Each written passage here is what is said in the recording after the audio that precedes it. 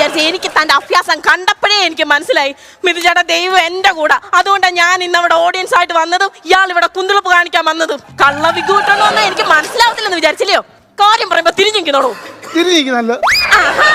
ഈ നിൽക്കുന്ന അക്രോബാറ്റിക് ഡാൻസറെ കഴിഞ്ഞ 6 വർഷം മുമ്പ് എന്നോടായിരുന്നു ആക്രമണം. എന്നിട്ട് എന്നെ കളഞ്ഞിട്ട് പോയ എന്റെ കെട്ടിയോ സുരേന്ദ്രനായത്, അല്ലാതെ സുബു സുസ്മിതനല്ല. ഞാൻ സുരേന്ദ്രൻ, ഇവരുടെ ഭർത്താവല്ല ഞാൻ. ആര് പറഞ്ഞു? ഞാൻ തെളിയിക്കാണോ താൻ സുരേന്ദ്രനാണ്? ഒരാളെ പോലെ 7 പേരുണ്ടെന്നല്ലയോ? അതൊക്കെ ശരിയാ, ബാക്കി 6 പേരെ പോലും അല്ലേ ഇയാള്. ഞാൻ തെളിയിക്കാം. എങ്ങനെ തെളിയിക്കും? തെളിയിക്കാം. കണ്ടോ, എന്റെ തുമ്മല് പോലും ഇയാൾക്ക് പേടിയാ. അല്ല ഞാൻ ഒരു കാര്യം ചോദിക്കട്ടെ, ഇയാളുടെ പേര് സുരേന്ദ്രൻ എന്നല്ലായിരുന്നു? ഇയാൾ എന്തിനാ സുഗു സുസ്മിതൻ ആക്കിയത്? അതെ, സുരേന്ദ്രൻ എന്ന് പറഞ്ഞാൽ നാക്കിന്റെ തുമ്പ് പെരുക്കും, അതുകൊണ്ടാണ് സുഗു നാക്കിയത്. ആണോ? ഇയാൾ സുഖം ഞാൻ തീർത്തരാം. എങ്ങനെ? മുന്നിൽ പോകരുത് കേട്ടോ. ഇയാൾ എന്നെ കളഞ്ഞിട്ട് പോയ അന്ന് മുതൽ ഞാൻ ഇയാളെ തപ്പി നടക്കാത്ത സ്ഥലങ്ങളില്ല.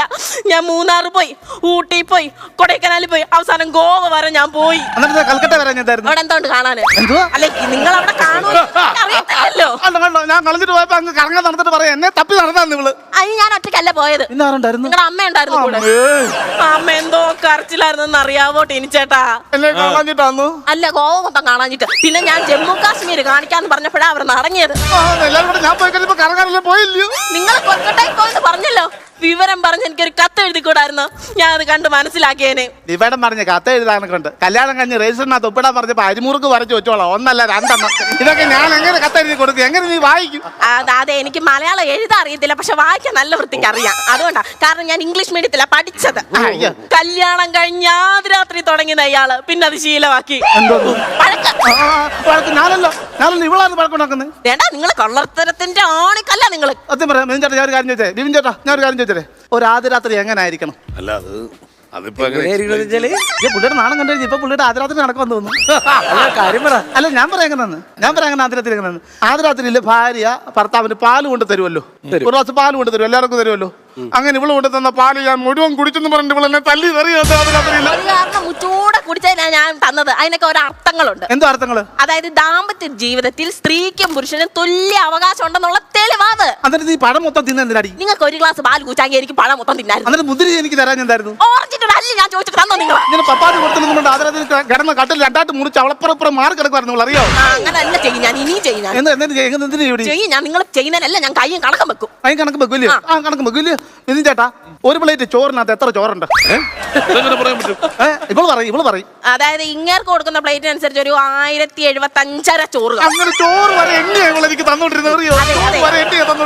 കാർന്നോമാര് പറഞ്ഞിട്ടുണ്ട്, ആറ്റി കളയുവാണേലും അളന്ന് കളയണമെന്നില്ലയോ? അങ്ങനാടി നിന്നെ മുഴുവനെ കളഞ്ഞിട്ട് ഞാൻ കൽക്കട്ടയ്ക്ക് പോയത്.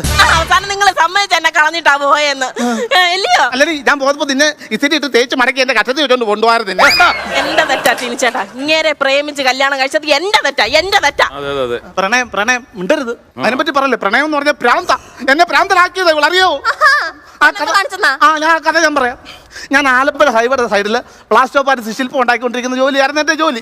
ഇവളെന്നും അതിൽ അങ്ങോട്ടും ഇങ്ങോട്ടും പോകുമ്പോ എന്നെ ഇടയ്ക്കിടയ്ക്ക് നോക്കും.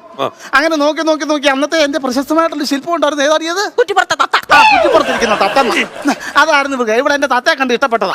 എന്നിട്ട് ഇവിടെ വന്നിട്ട് എന്നോട് ചോദിച്ചു തത്തയ്ക്ക് എത്ര രൂപ എന്ന് ചോദിച്ചു. ഞാൻ പറഞ്ഞു 15 രൂപ ഉള്ളെന്ന് പറയുമ്പോൾ ഇവള് പറഞ്ഞു പൈസ തരത്തില്ല, അല്ലാതെ എനിക്ക് തരാമോ എന്ന് ചോദിച്ചു. ഞാൻ പറഞ്ഞു ചുമ്മാ തരാം, നീ എനിക്ക് എന്താ തരും ചോദിച്ചു. ഇവള് പറയാ ആ തത്തയെ തരാമെങ്കിൽ ഇവിടെ മനസ്സ് തരാമെന്ന്. എന്റെ നല്ല തത്തയെ മാറ്റിട്ട് ഇവിടെ പന്ന മനസ്സ് ഇവൾക്ക് എനിക്ക് തന്നോളാം, അറിയോ? നിങ്ങളുടെ കൈ തന്നത് പിന്നെ അത് പന്നലായി. നല്ല ഒന്നാന്തരമായിട്ട് ഞാൻ കഴുകി വൃത്തിയാക്കി സൂക്ഷിച്ചോ. വെണ്ണക്കടം പോലത്തെ മനസ്സായിരുന്നു എന്റെ. കല്യാണം കഴിഞ്ഞ ഒരു ദിവസം വടക്കൊണ്ടായപ്പോൾ ആ കുറ്റിപ്പുറത്തിരിക്കുന്ന തത്ത എടുത്ത് എന്റെ ഉച്ചിപ്പുറം അടിച്ച് പൊട്ടിച്ചാ, അറിയോ? എന്റെ അമ്മ കൊണ്ട് ചോദിച്ചു ചെറുക്കന്റെ തല എന്താടി പൊട്ടിയിരിക്കുന്നതെന്ന് ചോദിച്ചപ്പോൾ അവള് പറയാ തത്തമ്മ കൊത്തിയതാണ്. ആ തത്ത ഒടിഞ്ഞു കിടക്കുന്നുണ്ട്. എന്റെ അച്ഛൻ ചോദിച്ചു ഈ തത്ത എങ്ങനെയാണ് കൊച്ചു ഒടിച്ചെന്ന് ചോദിച്ചു പറയാ എന്റെ ഭർത്താവിനെ കുത്തിയ തത്തമ്മ ഞാൻ തല്ലി ഓടിച്ചാന്ന്. സത്യത്തിൽ തല്ലി ഓടിക്കുന്നത് തത്തമ്മയല്ലായിരുന്നു, നിങ്ങളുടെ ഈ 2 കാലിന്റെ പോത്ത. എന്തിനാന്നോ എന്റെ പുന്നാരാച്ചനെ പ്ലാസ്റ്റോ പാരിസ് കലക്കി കുടിപ്പിച്ച് കൊല്ലാൻ നോക്കി ഇങ്ങനെ. ഞാൻ കലക്കി കുടിച്ചതല്ല, അങ്ങനെ തന്നെ കലക്കി കുടിച്ചതാണ്. എന്താ വെച്ചാൽ എന്റെ അച്ഛൻ അത്ര ബോധമില്ലല്ലോ. അത് സത്യാവസ്ഥ എന്താണെന്ന് ഞാൻ പറയാം. ഞാൻ ഇങ്ങനെ പ്ലാസ്റ്റോ പാരിസ് കൊണ്ട് ശില്പം ഉണ്ടാക്കാൻ വേണ്ടി പ്ലാസ്റ്റോ പാരിസ് ചില മഞ്ഞ കളർ ഒഴിച്ച് കലക്കി വെച്ചതാ. അപ്പൊ ഇവിടെ അച്ഛൻ ഇങ്ങനെ ഓടി വന്നിട്ട് എന്നോട് ചോദിക്കുക മോനെ അച്ചാച്ചന് തരാൻ വേണ്ടിയാണോ ഈ ചോള കൊണ്ട് കുറുകൊണ്ടാക്കി വെച്ചേക്കുന്നതെന്ന് പറഞ്ഞിട്ട് എന്നോട് ചോദിക്കാതെ അതെടുത്തങ്ങ് കുടിച്ചു. ഇതെല്ലാം അണ്ണാക്കി കയറി അന്നനാളത്തിൽ കയറി കട്ട പിടിച്ചിരിക്കുക. ഞാനത് വലിച്ചു ഊരിപ്പം അടിപൊളി ഒരു ശില്പം. ഞാനത് കറുത്ത 2 കണ്ണും പറിച്ച് രണ്ട് കൊമ്പ് പിടിപ്പിച്ച് ചെവി പിടിപ്പിച്ച് കിടക്കുന്ന ആന 2000 രൂപയ്ക്ക് ഞാൻ എന്നെ വിളിച്ചറിയോ?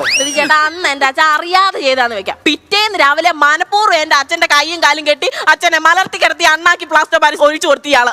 അന്ന് ആനയ്ക്ക് നല്ല ഡിമാൻഡ് ആയിരുന്നു. ഇവിടെ അച്ഛൻ്റെ അച്ഛൻ അടിപൊളി അച്ഛായിരുന്നു അറിയോ? ആ അച്ഛന്റെ കൊച്ചായി ഞാൻ വെച്ചാൻ കീച്ചു ഞാൻ.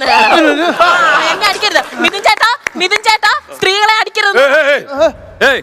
സ്ത്രീകളുടെ പരാക്രമം വേണ്ട. അല്ല ആരോ ഞാൻ അടിക്കാൻ ചെന്നൊന്നുമല്ല. പിന്നെ ഏത് നിമിഷം അവിടെ നിന്ന് അടി വരും. ഞാനത് തടയാൻ നോക്കിയതാ അറിയോ?